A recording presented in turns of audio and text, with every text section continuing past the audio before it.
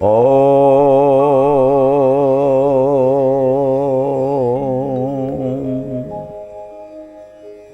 प्रजापते नत्वदेतान्यो विश्वा जातानि परिता बभूव जतकामास्ते जुहुमस्तन्नु अस्तु वयं श्याम पतयोरयीणाम। हे प्रजापालक प्रभु, ये संसार अभ्रांत नियम सृष्टि को परिचालना करिबार शक्ति सामर्थ्य आपणक व्यतीत द्वितीय काहार नाही। आपणक नियम को मानुथिबा पर्यंत आपणकर से अभ्रांत नियमर आधार में जीवन यापन करुवा पर्यंत सुख शांति मिलवा संभव। आपणक नियम को उल्लंघन करे दुखरे रहिबा निश्चित। हे प्रभु, आपणक नियम को मानिबा को मते शक्ति सामर्थ्य प्रदान करंतु। एतिके प्रार्थना, एतिके निवेदन प्रभु। उपनिषदर उपकथार आज अध्याय को समस्त श्रोता बंधु मान समस्त दर्शक बंधु मान मोर श्रद्धा भक्ति एवं नमन अर्पण करुछि। बंधुगण, आम उपनिषदर चर्चा रे आलोचना करुथिले जे व्यक्ता व्यक्तम भरते विश्वमीशः,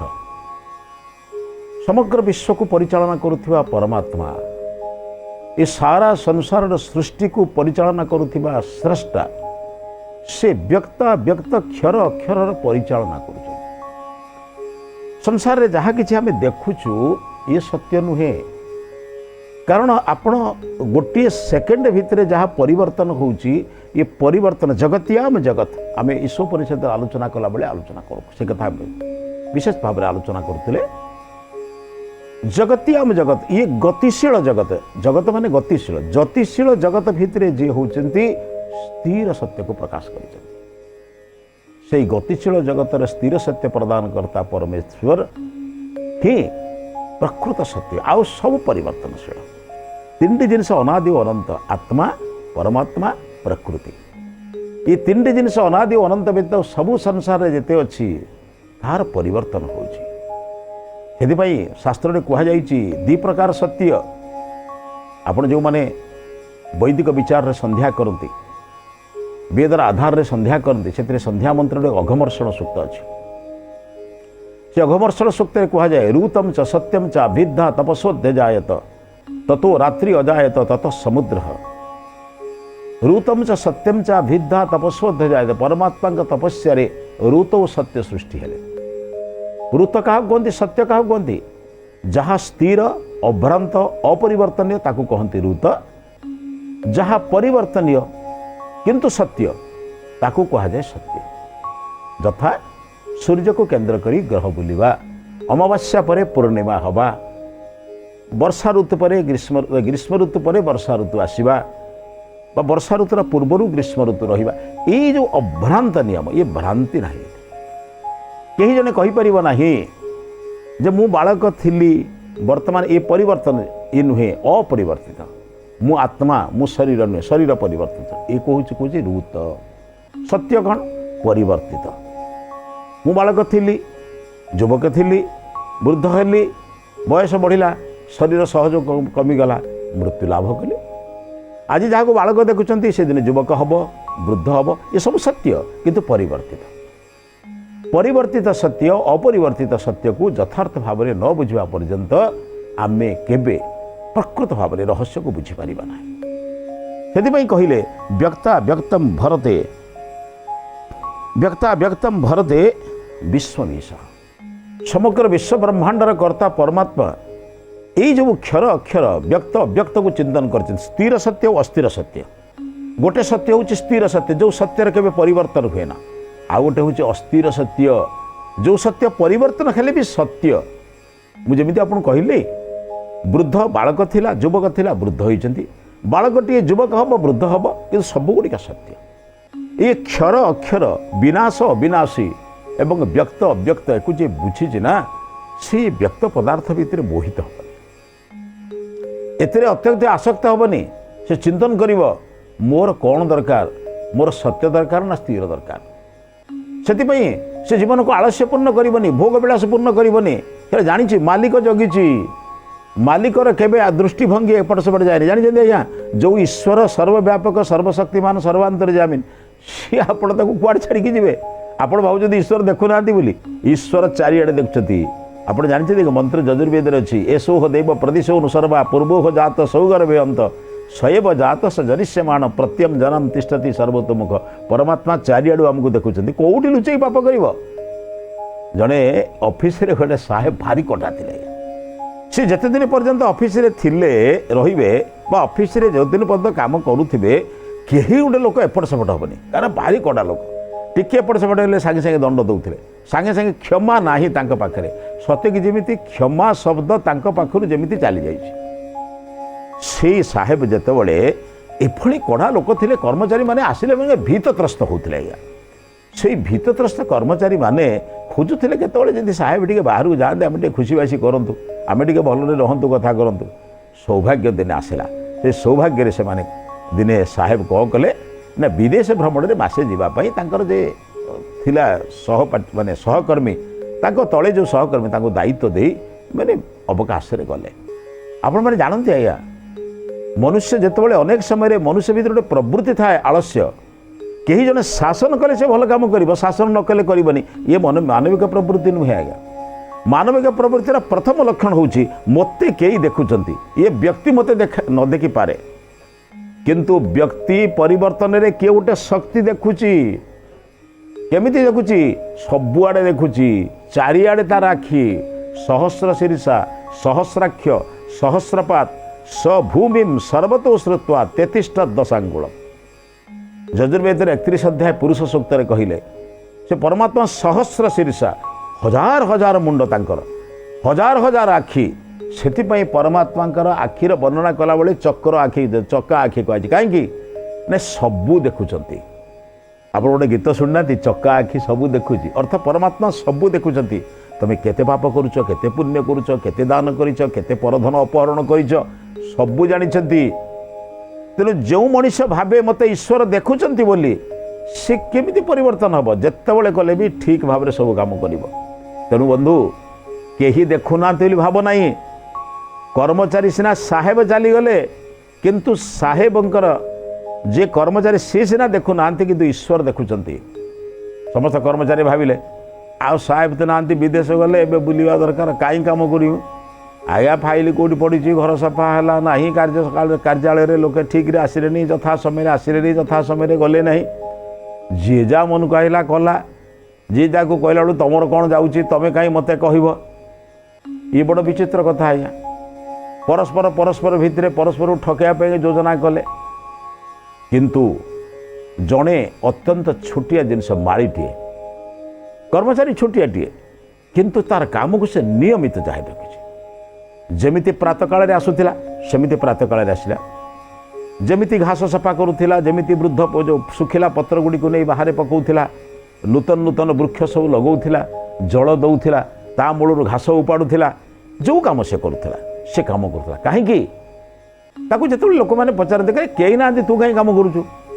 जो आसबे तू से करू से कले कम कले कौन ते से दरमा अधिक देदेवे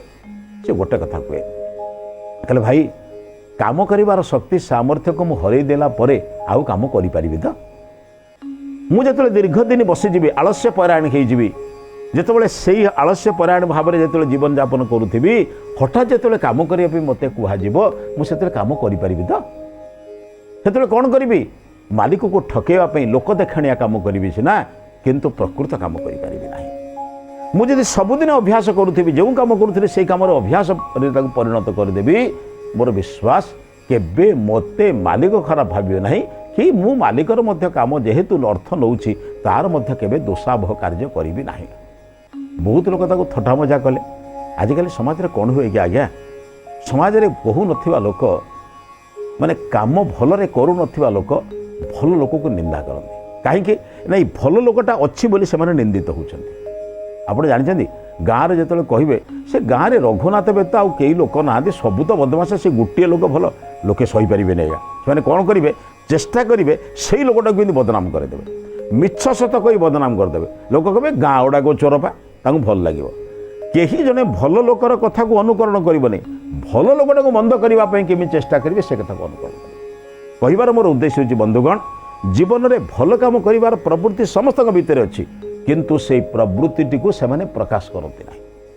से माड़ीटी अति सुंदर भाव में प्रत्येक दिन प्रातः काल आसी जमिति घास काटुला जमिति पानी दौला जमिति काम करूला ये सब काम करुचे देखला घर द्वार अपरिष्कार अच्छी जो मैंने परिष्कार करते परिष्कार करना जमी फाइल धूली पड़ा कथा बर्तमान पड़ी कहीं सफा हो ना फाइल कम जमी करवा कथा करेंगे सेमती करूना मालिक थिला बेले जो जो आदेश दूसरा कम करने सेमती आदेश देवा लोक नहांती जे सहकर्मी आदेश देला बेलू एम मानु ना अनेक समय कम करवा लोक मान एक संगठन अच्छी आज्ञा भल लोकंर संगठन हुए तो कम अच्छी कि मंद लोकंर संगठन भी कम ना तेणु से मैंने हड़ताल कर विभिन्न प्रकार प्रक्रिया जे दायित्व थे हैरान करने चेष्टा कले किंतु संभव एक संवाद रहा कि आज्ञा तांकर जड़े निजर बंधु ये संवाद देदेले विदेश रे थिबा मालिक पाख कहले आज्ञा आपण जावापर आपणकर कार्यालय यही जिनस बर्तमान चली मनुष्य विचार करेंगे जो मत ईश्वर देखुंत बोली जो विचार कर मत कई जानुंट बोली मोर हृदय भितर अच्छा बोली से कौटी पाप कर सबुठारे पूरी रहीच क्या मु ठकिबी सबुठी चाहिच प्रभु हे केउठी लुचि पाप करी से मनुष्य चिंतन करेंगे जो से केवे भूल करना मालीटी जो कम करते अन्य मैंने करते निजर जे बड़ साहेब जे विदेश में अच्छा जड़े बंधु ये कथा को चिंतन कलापर संवाद देला समस्त को न जणे दिने साहेब जे ऑफिस रे जे मुख्य लोक हठात आसी कार्यालय पहुँचले अर्थ जहाँ को कहती सूचना न थाई लोकों भितर कार्य कौन हो देखा अनुसंधान करवा जहाँ कहते इंग्राजी जाको सरप्राइज चेकिंग बोली कहते हठात आसी पहुँचे तांको निज घर चेकिंग करेंगे कौन आउ देखले कर्मचारी माने जमीती समस्ते किए शोची किए डोची किए कागजपत्र काम करूनी कि ऑफिस आसी ना अनेक लोक आश्चर्य हेले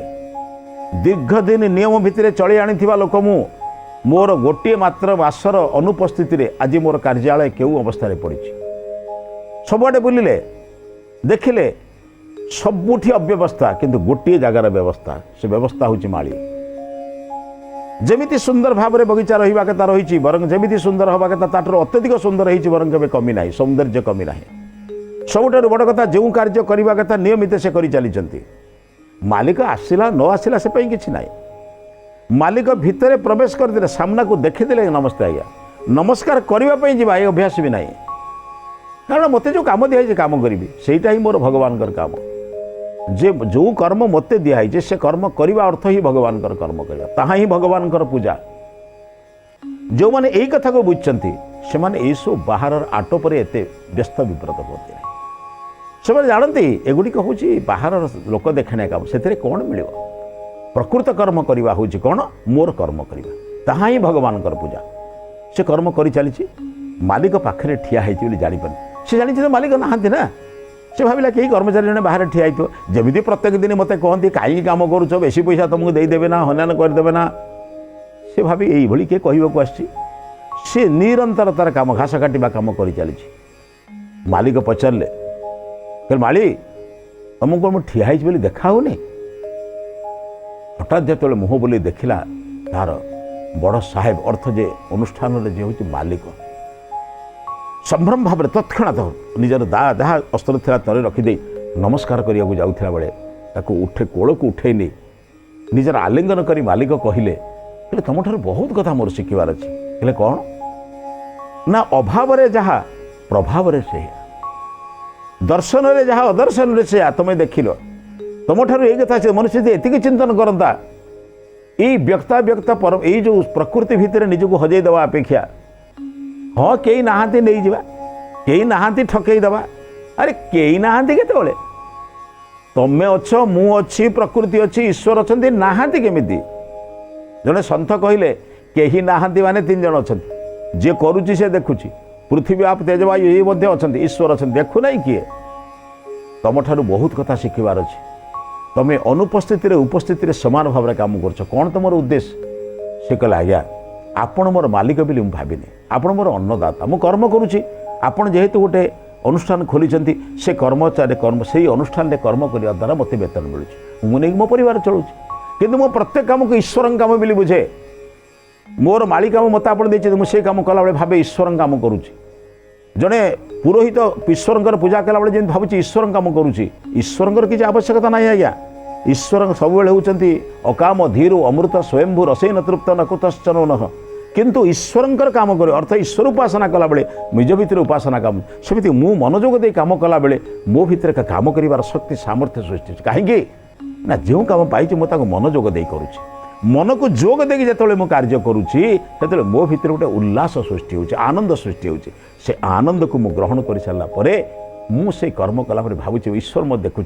मु कर्म केमी कम कारण मुझे नौची से कर्म करुच्ची कि जदि न करुच्ची ताहा मोर आगामी जन्म में पाप ही रहे बाबा तुम बयस मोर बापा बयस हम मुझे तुमको अनुरोध करुच्ची तुम आली कम कर अन्य लोक रखी माली कम करने तुम खाली गोटे कथा कर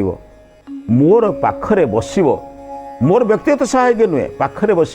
मु लक्ष्य करी तुमको देखी मु नियमानुवर्ती हेबी मुझे भावुली मो मालिक मु अन्य मानक कहबी मोर आसवा जा किए कहींपारे ना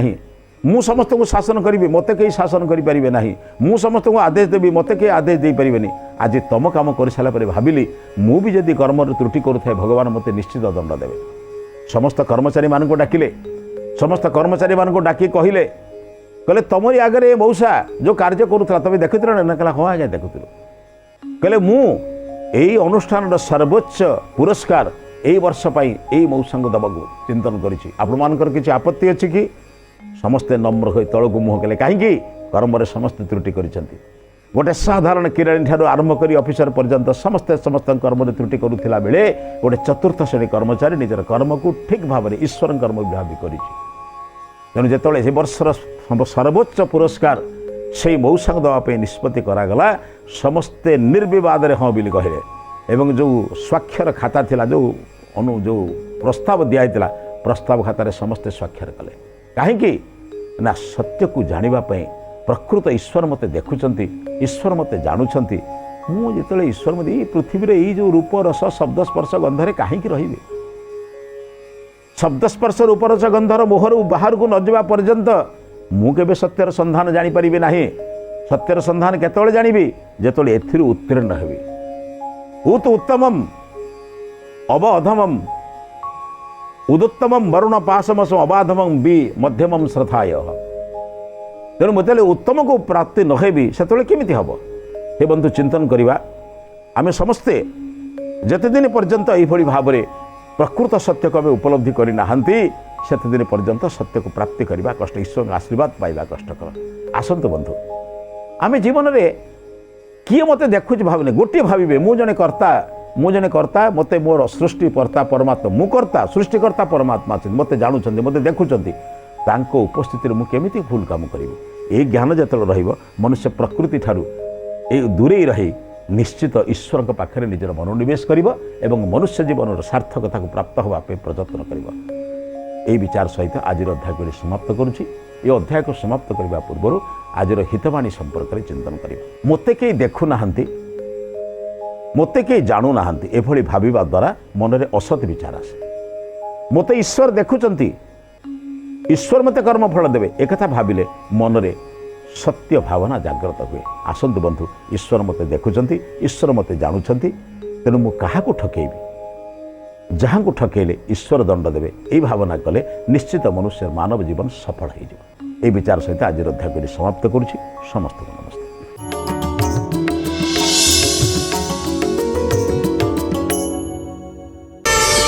प्रार्थना आम आनंदर उत्स।